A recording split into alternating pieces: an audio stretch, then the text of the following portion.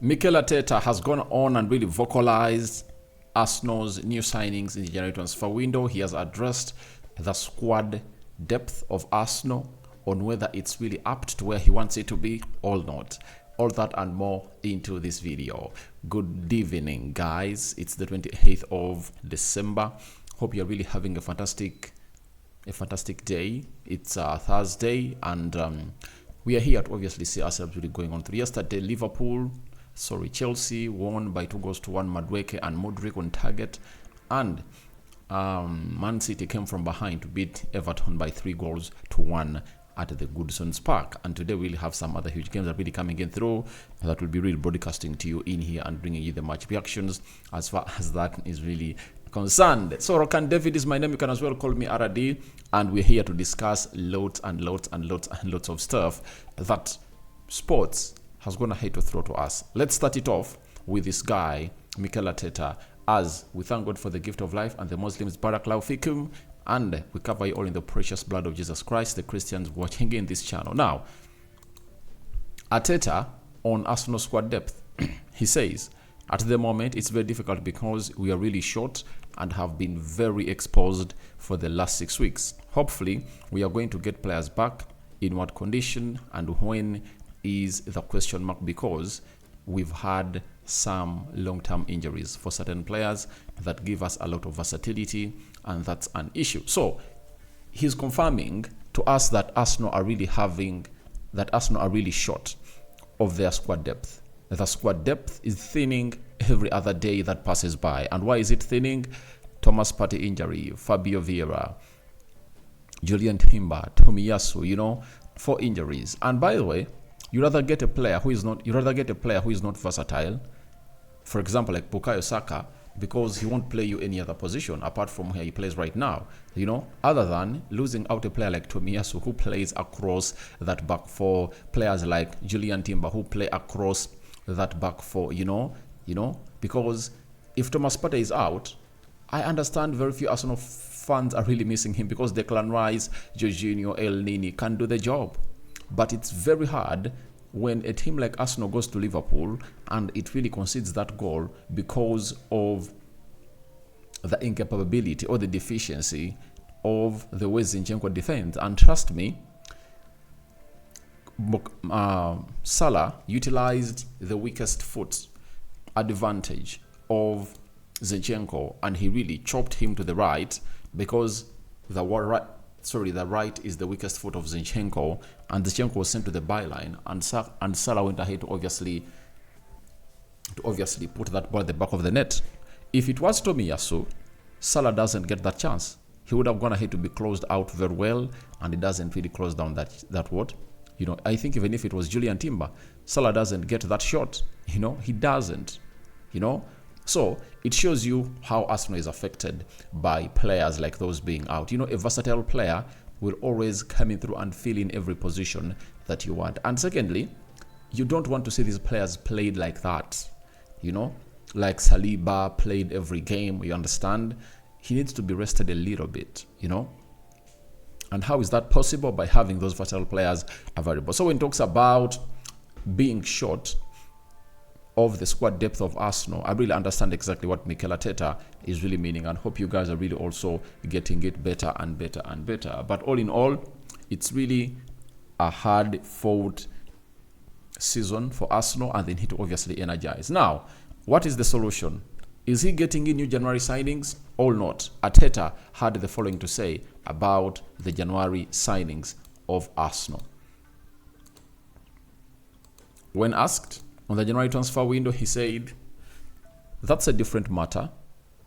We are just focusing on the importance of the game today. Fulham and then the FA Cup. We have certain targets and ideas if things happen. We don't know how the squad is going to be, and you have to be prepared for that. It's very tricky market that shifts very quickly, and it's quite unpredictable as well. We will be prepared and try to make the right calls." So Arsenal have confirmed to us that they have their targets, and this is the most exciting bit of it all. We've been here bringing you stories that Arsenal is linked to so and so, and you guys thought that we are really lying. But when you look at the targets that Arsenal are being linked to, it shows you that there are 3 positions that Arsenal feel like they need to bring in players.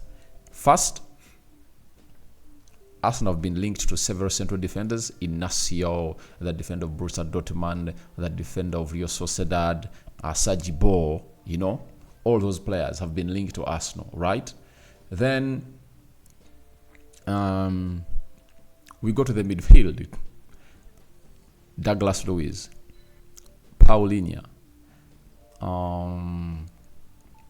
this other guy, Zubimendi, right? So even I think Sofan Fafana has been linked to the side of Arsenal, and they're really doing the needful. So it shows you that that is the second position where Arsenal is really needing to really reinforce this January transfer window before it closes down on the 31st of January 2024. And then there is another position that needs to be reinforced. That is the centre forward. And for that, Arsenal has been linked with very many players.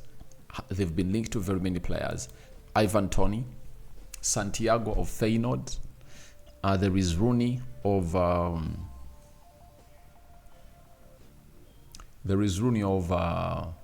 Copenhagen, who scored the win against Manchester United to make it 4-3 in favor of Copenhagen. There is Vlahovic, right?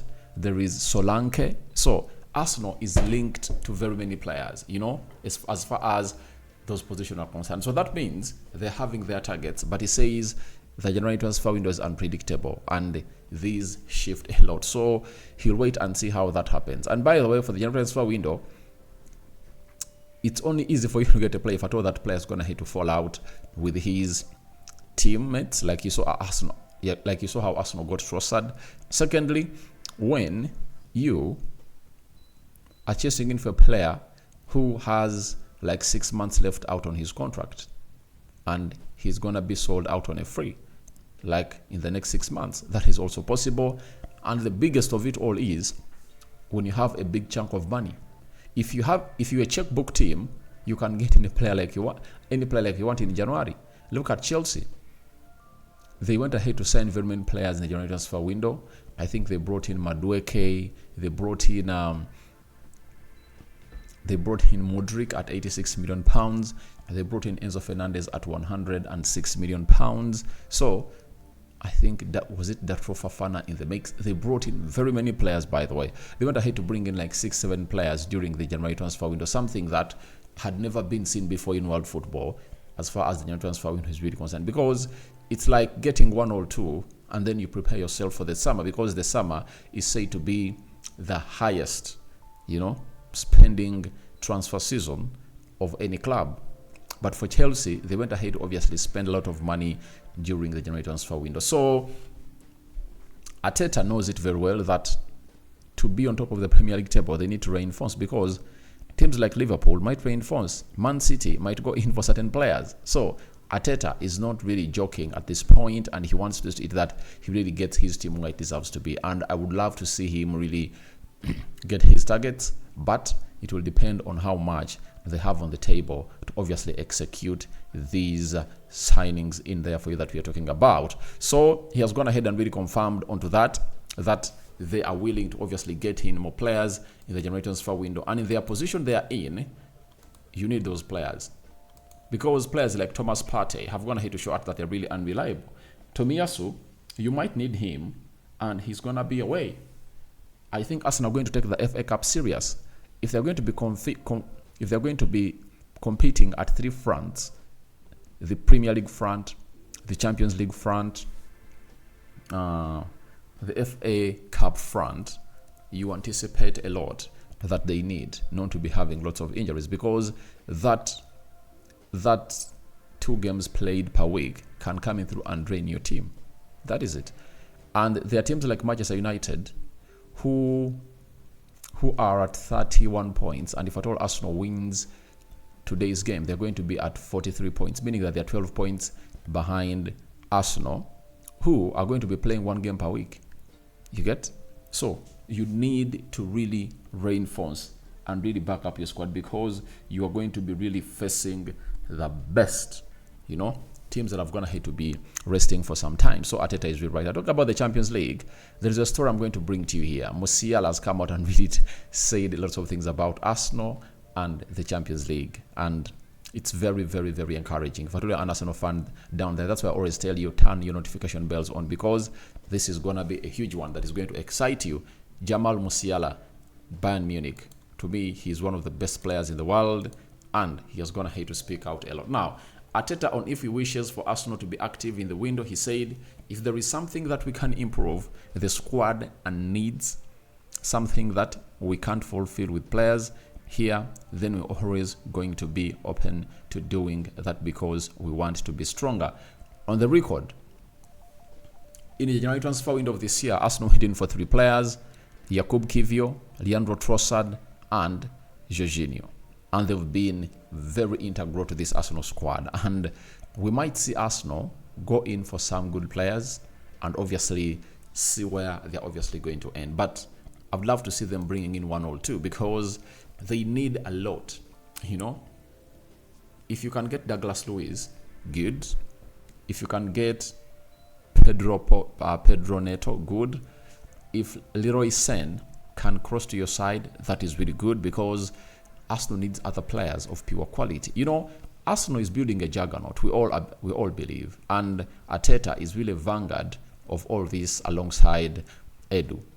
But trust me, if Arsenal don't really strengthen their team more in the January transfer window, they'll implode like they did last time.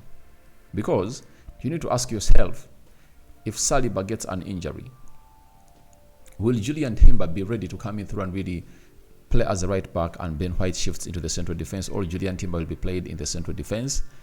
That is really important because if he comes back from injury, you really believe that he needs to be playing in 20-30 minutes, then he gets used and really gets back to his feet.